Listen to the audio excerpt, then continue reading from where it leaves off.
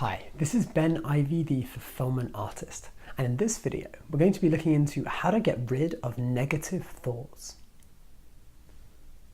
So how do you get rid of negative thoughts? The negativity, the thoughts that just keep coming up over and over and over again. Because have you ever, been in a queue, someone pushes in front of you, and then you think, oh, how could they do that?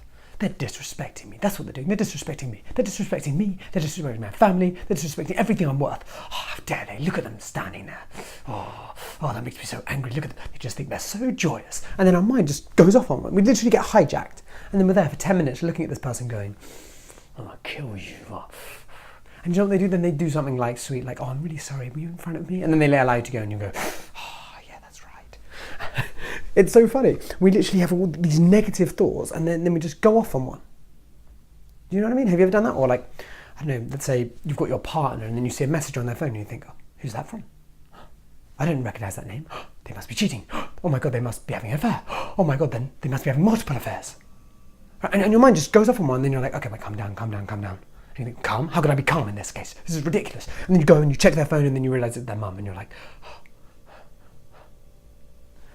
Isn't it funny that we have all these negative thoughts and then we just go off on this stream of consciousness that allows us to get more and more negative?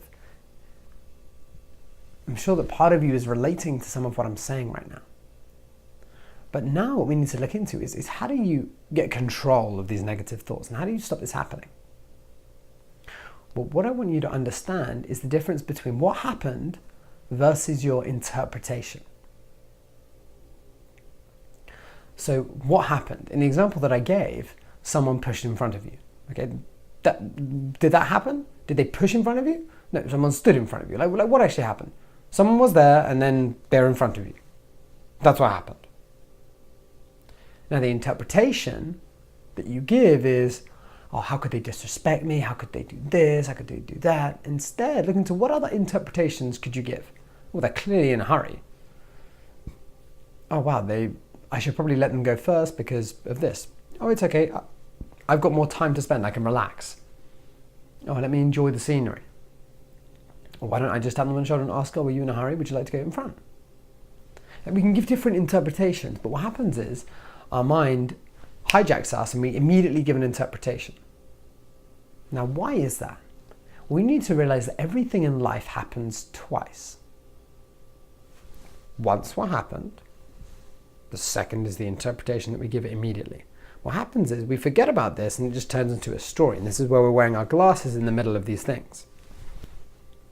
So instead, we need to look into, okay, if we were to break out of this story and take a step back, what actually happened?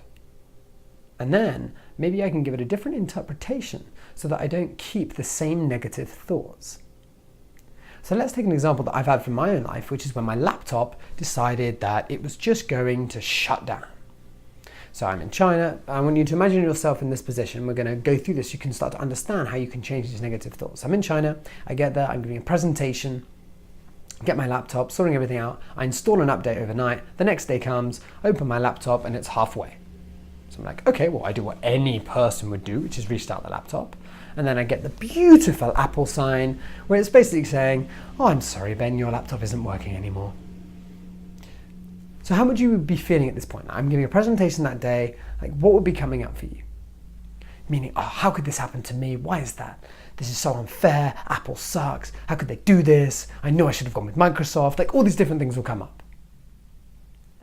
Instead, okay, what interpretation can I give this? Okay, this gives me some time to prepare. Maybe I need to sort out my laptop. Maybe I need to, did I have it backed up? I did have it backed up, so it's not the end of the world. I could always access it there. Maybe this is a good thing. It will allow me to be more present, so I'm not worrying. I can be more, spur of the moment instead of drilling everything. Maybe this could make it even better. So, I go to Apple, I sort everything out, and then I realize that I pretty much run out of memory on my laptop. And instead, now I've pretty much got an entirely new laptop with a new memory because everything's been wiped. Right? And that's a new interpretation that I give it, and then I don't get all these negative thoughts and anger. But that's because I've conditioned my mind to look at all these different alternatives.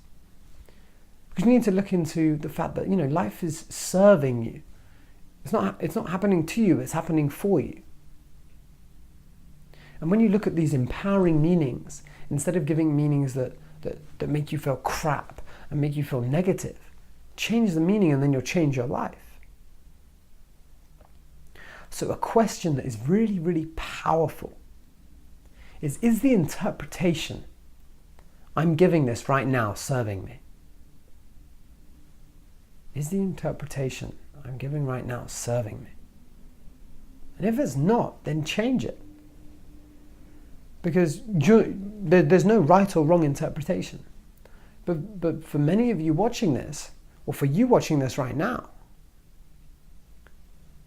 there'll be some sort of habitual pattern that allows you to keep feeling the same negative emotions. You watch, I'm sure the same question comes up. When you get stressed and something bad happens, what question do you say? What do you say to yourself? Oh, why did I do this? Oh, I should have been better. I should have been smarter. I should have been educated better. What do you say?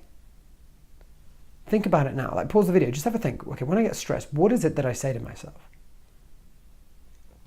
That's a key question that you keep asking, and then you're forcing yourself to be negative. Instead, look to change the question. If you change the question, you change the results. You can change these negative thoughts that you're feeling. And with that, I'd say have a ponder on what I just said. Thank you for watching. Comment if you've got any questions, or let me know what you thought after having, think about some of the questions that I raised. And live an incredibly fulfilled life. I'll speak to you next week.